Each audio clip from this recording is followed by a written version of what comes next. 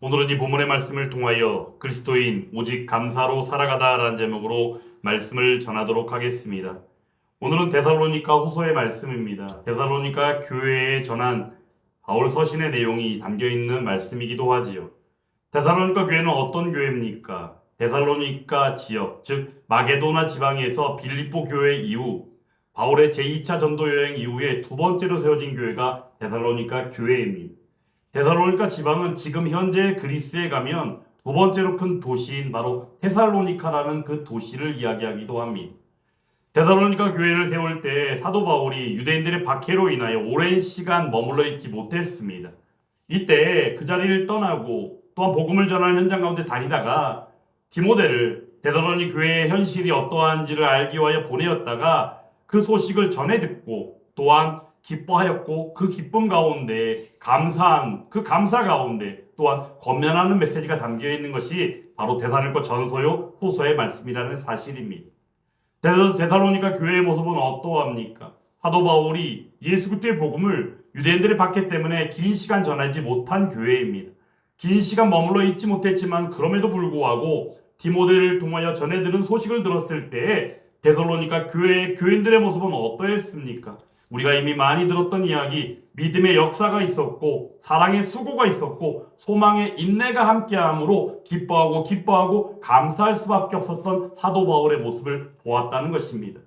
데살로니가 교회는 이처럼 짧은 시간이었지만 짧은 시간 복음을 접했지만 교회는 날로 복음으로 인하여 서로 함께 자라가고 있었다는 사실입니다. 그럼에도 불구하고 데살로니가 교회는 어떤 교회들은 간에 문제가 늘 있듯이 또한 바울 서신 가운데 늘 나타나 있는 모든 교회들의 모습들이 그러하듯이 데살로니가 교회에도 하나의 문제가 있었는데 바로 그것은 더 차후에 일어날 부활에 대한 이야기였습니다. 즉 예수님의 재림에 대한 것 또한 성도의 부활에 대한 것들에 대하여 거짓 교사와 거짓 선지자 같은 이들이 나타나 잘못된 것들을 전하는 가운데 그들이 우왕좌왕하고 힘들어하는 모습들이 있었다라는 사실입니다. 그러므로 짧은 시간 복음을 들었지만 복음 안에서 자라가는 그 데살로니가 교회 안에서 때마다 나타나는 거짓 교사들의 그 모습들이 또한 함께하고 있음으로 말미암아 나타나는 부작용이 있었다라는 것이죠. 그 내용이 바로 무엇입니까? 오늘 데살로니가 후서 2장의 말씀 앞쪽의 내용 가운데 나와 있듯이 그들의 삶이 일반적이지 않고 그들의 삶이 또한 예수님 재림의 때 마지막 때 성도의 부활에 대하여 혼란과 혼동을 일으키며 그들의 삶을 최선을 다하며 살아가는 삶보다는 오히려 나태하고 게으르고 때로는 우왕좌왕하고 방황하는 이들도 데살로니가 교회 가운데 있었다라는 사실입니다. 그럼에도 불구하고 오늘 우리가 읽은 본문의 말씀은 사실 사도 바울이 감사하는 고백의 내용입니다. 오늘 말씀 가운데 첫 시작 부분에 어떻게 고백합니까? 주께서 사랑하시는 형제들이라고 데살로니가 교인들을 부르고 있는 것을 보게 됩니다. 주께서 사랑하시는 형제들, 과연 그들은 누굽니까? 그들은 교회입니다. 그들은 성도입니다. 그들은 하나님 백성들입니다. 하나님 나라 백성들인 것이죠. 그런데 그들에 대하여 이야기할 때 사도 바울과 복음을 전하였던 그 동역했던 무리들이 감사할 수밖에 없는 그 이유가 무엇이다라고 말하고 있습니까? 내용인즉슨 하나님이 처음부터 너희를 택하셨다는 것, 그리고 성령으로 거룩하게 하셨다는 것, 그러므로 진리를 믿음으로 말미암아 구원을 받게 하셨다는 것. 이처럼 하나님의 은혜로 말미암아 베풀어지는 그 역사의 전 과정을 하나하나 서술하며 감사할 수밖에 없다라고 고백하고 있다는 것입니다. 우리가 데살로니가전서 5장의 말씀을 통해 볼 때 우리가 잘 알고 있는 말씀이 있지 않습니까? 그렇죠? 항상 기뻐하라, 쉬지 말고 기도하라, 범사에 감사하라. 기뻐하고 기도하고 감사하는 것은 그리스도인 된 마땅히 교회되어 성도되어 하나님 나라 백성되어 살아가는 사람들의 마땅함이라는 것을 우리는 이미 잘 알고 있습니다. 그런 가운데 복음을 전하였던 사도 바울과 그 동역자들이 감사하는 가운데 그 감사가 과연 무엇이었겠는가라는 사실이죠. 오늘 말씀의 제목은 무엇입니까? 그리스도인 오직 감사로 살아가다라는 제목입니다. 그리스도인이라면 그 삶 가운데 그 인생 가운데 오직 감사밖에는 없더라는 사실입니다. 이 사실을 오늘 이 말씀을 통해 전하고자 하는 것입니다. 사실 이 감사의 맥락은 사도 바울과 동역자들의 모습이죠. 하지만 그 감사가 나타나게 된 이유는 바로 무엇입니까? 데살로니가 교인들을 바라보는 모습 가운데 그 소식을 들은 바 그 가운데 느끼는 감사가 아닙니까? 그러므로 이러한 감사는 어찌 보면 우리의 하나님의 한 분이시고 성령도 하나이듯이 마땅히 그 가운데 베푸시는 은혜로 말미암아 그 감사가 또한 데살로니가 교인들의 감사였다는 사실을 우리는 잊어서는 안 된다는 것입니다. 예수를 믿음으로 말미암아 살아가는 삶 가운데 넘치는 감사가 있다면 그 감사는 또 다른 그리스도인 가운데 넘치는 감사의 모습으로 나타날 수 있음을 우리는 분명히 알아야 한다는 것입니다. 그러므로 추수감사주의를 맞이하여 우리 모두가 고백할 수 있으면 좋겠습니다. 예수 그리스도를 믿음으로 말미암아 나아가는 바 2024년도를 살아온 바 추수감사주의를 맞이한 오늘 이 시점에서 우리가 다시 한번 돌아보니 우리의 인생이, 우리의 일상이 결국은 오직 감사밖에는 없더라라는 사실을 말입니다. 그러할 때 오늘 사도 바울이 그들을 바라보고 감사하는 이 마음이 데살로니가 교인들의 감사로 나타나는 것이요, 또한 그 가운데 이 시간 말씀을 받음으로 말미암아 예수와 함께 속한 성도요 저 가운데 넘치는 감사로 하나님의 은혜가 베풀어질 줄 믿습니다. 우리가 감사로 마음을 정하고 있다는 것은 바로 무엇입니까? 감사하는 고백 가운데 있다는 것은 바로 무엇입니까? 오직 하나님께로 향해 있다는 사실입니다. 우리의 시야가 흔들리지 아니하고 어떤 무엇도 중요하지 아니하고 오직 주만 바라보고 있다는 사실을 우리는 믿음으로 고백하게 된다는 것입니다. 오늘 그런 가운데 처음부터 너희를 택하사 하나님의 영원하신 계획과 목적은 어떠합니까? 어느 누구들이 생각할 때 예수를 믿는 것이 어느 누구는 언제 믿었고 어느 누구는 그 이후에 믿었고 시점과 시간을 볼 때 조금씩 차이가 있는지는 모르겠지만 중요한 것은 하나님의 영원하신 계획과 목적 안에서 바라보는 바 데살로니가 교인이여 성도들이요 또한 이 시간 예배를 드리고 말씀을 받고 있는 저와 예수와 함께 교회 성도들 가운데에도 마찬가지로 처음부터 하나님의 영원하신 계획과 목적 안에서의 택하심이었다는 사실을 우리는 간과해서는 안 된다라는 것입니다.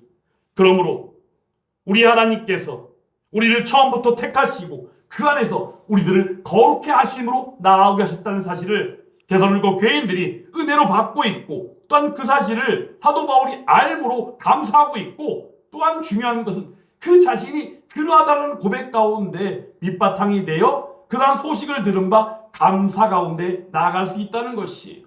이러한 순환의 원리가 저와 여러분들 가운데 동일하게 하나님의 은혜로 베풀어질 수 있기를 주님의 이름으로 축원합니다. 그때 어떻게 합니까? 진리를 믿는 믿음 가운데 나아갑니다. 예수 그리스도의 복음을 믿음으로 나아갑니다. 그때 구원을 받게 되는 것이죠. 구원을 받는다는 것은 바로 무엇입니까? 구원받았고 구원받으며 구원받게 될 것에 대한 소망까지도 나아가는 구원의 전 과정의 신비하고도 놀라운 역사임을 매번 강조하며 말씀드리고 있습니다.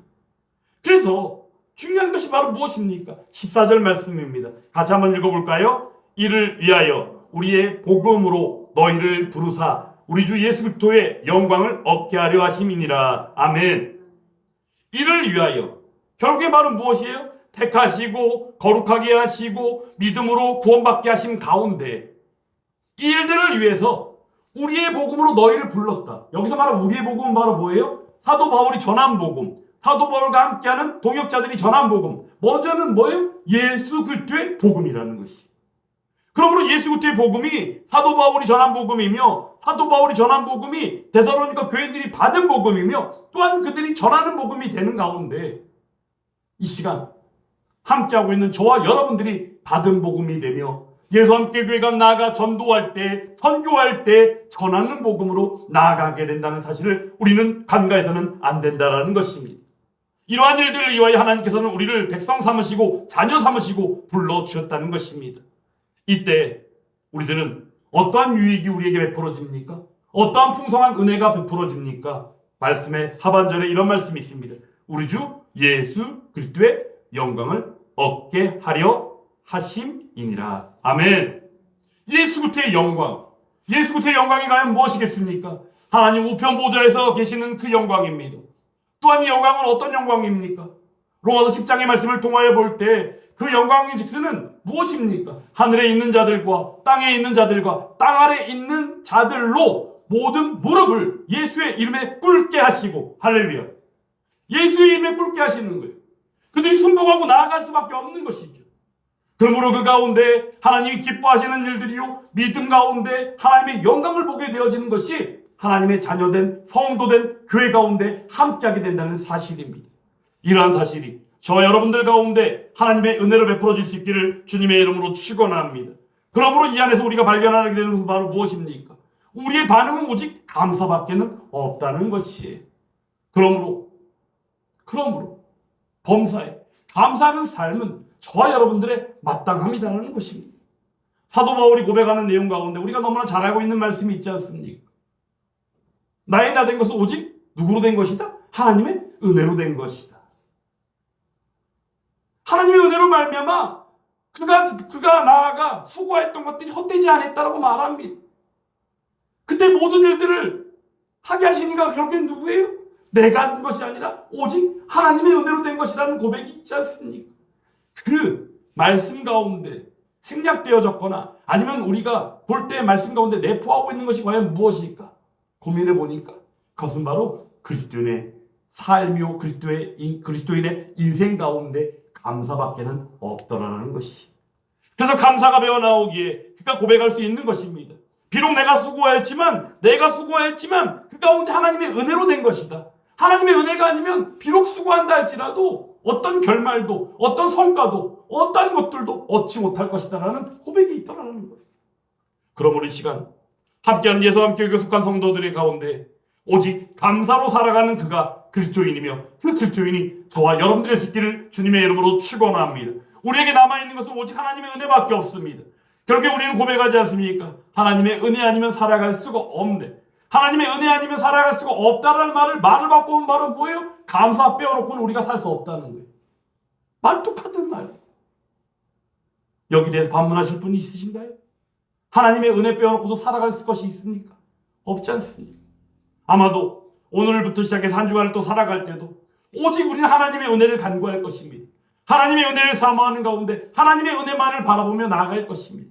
이때 우리들이 그 하나님의 은혜를 받고 나아가고 있음을 느끼는 그 마음이 과연 무엇이겠는가? 그 마음이 바로 감사라는 사실입니다.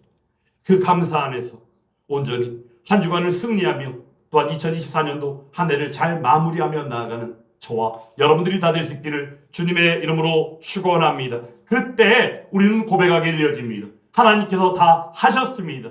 오직 하나님의 은혜로 된 것입니다. 그러므로 나는 고백할 수 있습니다. 하나님 사랑합니다. 하나님 감사합니다. 이런 고백이 저와 여러분들 가운데 늘 함께하며 그 안에서 오늘 말씀에 나온 것처럼 우리 주 예수 그리스도의 영광 가운데 나아가는 그 귀하고 놀라운 일이 함께 베풀어질 수 있기를 주님의 이름으로 축원합니다.